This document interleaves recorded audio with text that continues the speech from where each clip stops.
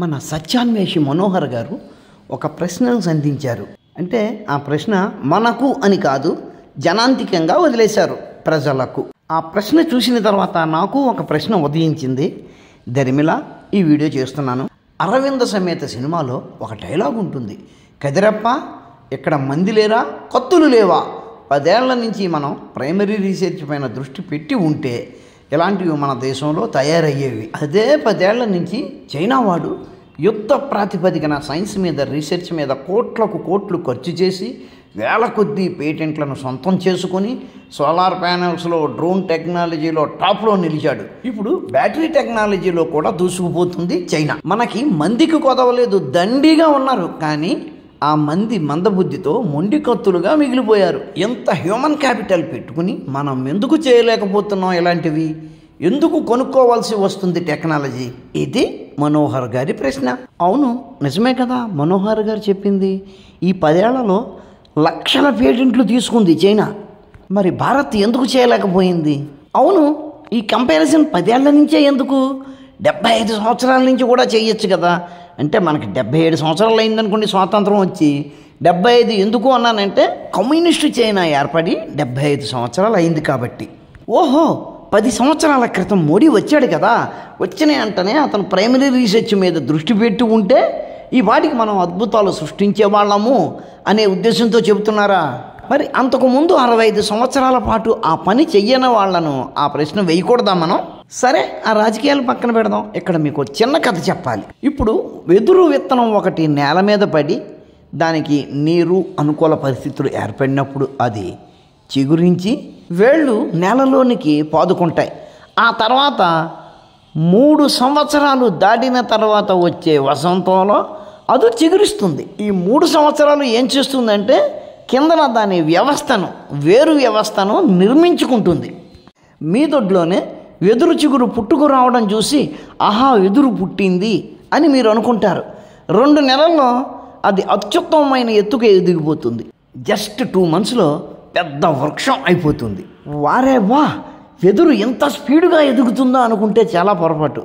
అది 3 సంవత్సరాల పాటు నేలలో ఆ వేరు వ్యవస్థను నిర్మించుకున్న తర్వాత బయటకు వచ్చింది చిగురు. ఆ చిగురు 2 నెలల్లో ఆకాశాన్ని అంటుకుంటుంది. బయటకు కనిపించే 2 నెలలలోనే దానిలోని ఎదుగుదలను చూసి అదే నిజము అనుకుంటే గనక అది అమాయకత్వం అవుతుంది. ఈ సిద్ధాంతం ఒక దేశానికైనా ఒక వ్యవస్థకైనా వర్తిస్తుంది. ఈ 75 ఏళ్లలో చైనా ఏం చేసింది, ఇండియా ఏం చేసింది అన్న విషయం పరిశీలిద్దామని ఒక్క విషయం తీసుకున్నాను. టాప్ 10 అంతర్జాతీయ సంస్థలలో ఎంతమంది చైనీయులు సీఈఓలుగా ఉన్నారు, ఎంతమంది భారతీయులు సీఈఓలుగా ఉన్నారు అని చూశాను. గూగుల్ ఏం చెప్పిందంటే శంతను నారాయణ్, సత్య నాదెండ్ల, సుందర్ పిచాయ్, లీనా నయ్యర్, లక్ష్మణ్ నరసింహన్, అజయ్ పాల్ సింగ్ బంగా, ఇలా 16 మంది పేర్లను చూపించింది. పశ్చిమ దేశాలలో భారతీయులు సీఈఓలుగా ఉన్న కంపెనీలు. మరి చైనీయులు ఎంతమంది ఉన్నారు అని చూడగా ఒక్క పేరు కూడా కనపడలేదు. కానీ ఇదిగో ఈ మ్యాటర్ దొరికింది. 10 iconic American companies owned by Chinese investors.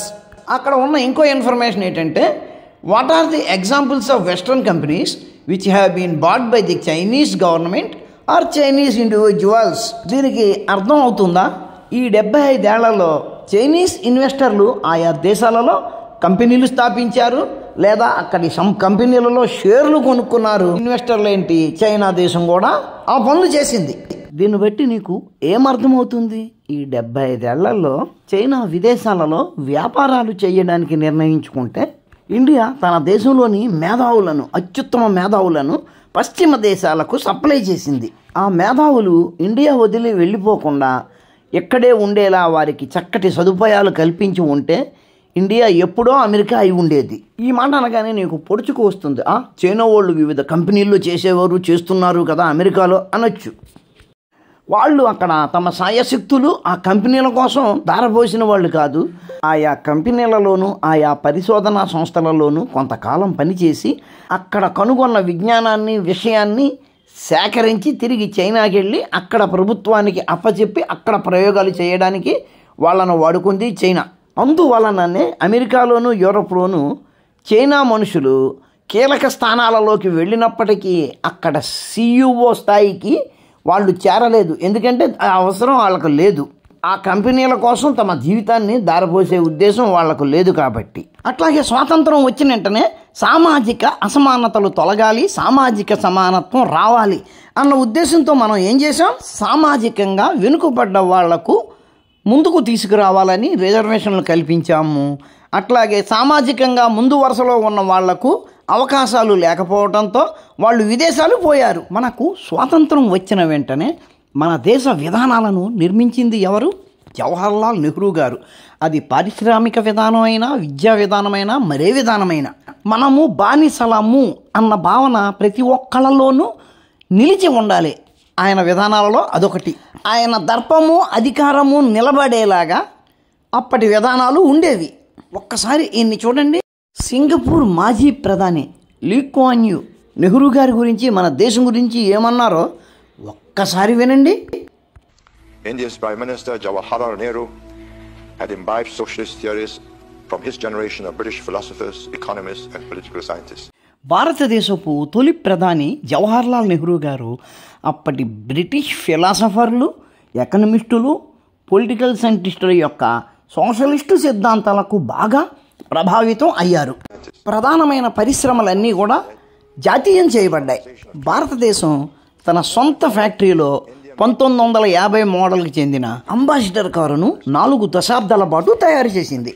4 దశాబ్దాల పాటు పెట్టుబడి మీద ఎంత లాభం వస్తుంది అన్న విషయాన్ని ఎవరూ పట్టించుకోలేదు.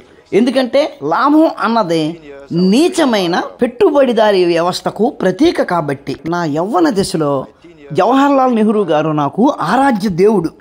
కానీ 60లు వచ్చేటప్పటికి ఆయన ఒక తప్పుడు విధానాన్ని ఎన్నుకున్నాడని నాకు అర్థమైంది. ఎకానమీ అంతా హెవీ ఇండస్ట్రీల మీద పెట్టుబడి పెట్టి బ్యాడ్ ఎకానమీని సృష్టించాడు. ఆయన తర్వాత వచ్చిన ప్రధానమంత్రులు కూడా అదే విధానాన్ని పాటించారు. 90వ దశకంలో పివి నరసింహారావు గారు ప్రధానమంత్రి అయ్యి ఆ దారిని మళ్లించే వరకు. మరి తన దేశాన్ని అభివృద్ధి పదం వైపు నడపడానికి మావో జెడాంగ్ గారు స్వాతంత్రం వచ్చిన కొత్తలో ఏం చేశారు? 1000 పూలు వికసించని 1000 గొంతుకలు చర్చించని అనుకుంటూ ఏదో ఒక ప్రోగ్రాం పెట్టారు. ఓహో, మన మావో గారు మన సలహాలు అడుగుతున్నారు అని 1,00,000 గొంతుకలు వినిపించారు. ఏమైంది? మొత్తం ఎవరైతే గొంతుకలు విప్పారో ఆ గొంతుకులన్నీ మొగబోయినాయి. వెతికి మరీ మొగబోయేలా చేశారు. కమ్యూనిజంలో ఆదేశాలు పాటించడమే కానీ సలహాలు ఇచ్చేది లేదు. ప్రశ్నించేవాడిని, పని చేయలేని వాడిని పంపించేస్తే గనక ఇంకా ఉన్న వాళ్ళందరూ పని చేసేవాళ్లే కదా. మరి అది ఇక్కడ జరిగిందా? చైనా వాడు డెవలప్ అవ్వడానికి 1949 నుంచి ట్రై చేస్తుంటే 90వ దశకంలో ఆ పనిని పివి నరసింహారావు గారు మొదలుపెట్టారు. దేశం అసలు ఎట్లా అభివృద్ధి చెందుతుంది, దేశాన్ని ముందుకు తీసుకెళ్ళాలి అన్న ఆత్మవిశ్వాసంతో ఎంతో కష్టపడి పనిచేస్తున్న నంబి నారాయణ గారిని ఆ పని చేయకుండా ఉండడం కోసం ఆయన్ని జైల్లో పెడుతుంటే కాంగ్రెస్ ప్రభుత్వం నిమ్మకు నీరెత్తినట్టు ఉంది. దేశంలో ప్రతిష్టాత్మకమైన విషయాలలో పరిశోధనలు చేస్తున్న వారిని రక్షించుకోవలసిన బాధ్యత ప్రభుత్వం మీద ఉంది. అటువంటిది లేనిపోని నిందలు వేసి ఆయనను జైల్లో పెడుతుంటే అప్పటి కాంగ్రెస్ ప్రభుత్వం నోరు మూసుకు కూర్చుంది. దాని ఫలితం నేను చెప్పక్కర్లేదు, మీకు తెలుసు కదా. మన దేశం కంటే అన్ని రంగాలలోనూ చైనా ముందుకు ఉండడానికి కారణం అప్పటి కాంగ్రెస్ ప్రభుత్వాలు. మీరు ప్రత్యేకించి ఈ 10 సంవత్సరాలలోనే ఏమీ చేయలేదు అన్న టైపులో మాట్లాడుతున్నారు. కానీ అన్ని రంగాలలో కూడా అంతకుముందు 65 సంవత్సరాలలో జరిగిన అభివృద్ధి కంటే ఈ 10 సంవత్సరాలలో జరిగిన అభివృద్ధి చాలా ఎక్కువ. ఆ వివరాలు ప్రత్యేకించి ఇక్కడ ఇవ్వలేను, చెక్ చేసుకుంటే మీకే తెలుస్తుంది. 75 ఏళ్ళుగా ఆ దేశం తీసుకున్న విధానాల వల్ల గత 10 సంవత్సరాలలో చైనా అన్ని పేటెంట్లను పొందగలిగింది. 77 సంవత్సరాలుగా భారతదేశం తీసుకున్న విధానాల వలన గత 10 ఏళ్లలో భారత్ చెప్పుకోదగినన్ని పేటెంట్లు పొందలేకపోయింది. చైనాతో భారతదేశాన్ని పోల్చడం కోసం కేవలం మోడీ 10 సంవత్సరాలనే మీరు లెక్కలోకి తీసుకొని మాట్లాడడం అంటే చైనా ఓడు చేసినంత బాగా మోడీ చెయ్యలేకపోయాడు అని ప్రజల మనసులలో ఎక్కించడానికి ప్రయత్నిస్తున్నట్టుగా ఉంది. 75 ఏళ్ల చైనా ప్రస్థానాన్ని 10 సంవత్సరాల మోడీ ప్రస్థానంతో పోల్చడం అంటే మీ నిజాయితీనే శంకించవలసిన పరిస్థితి వస్తుంది. సారీ, మీ అభిప్రాయాల మీద నేను నా అభిప్రాయాన్ని వ్యక్తం చేయడం మీకు అసహనం కలిగిస్తే మన్నించాలి. ఉంటాను. నమస్కారం. మతోన్మాదంపై రామబా.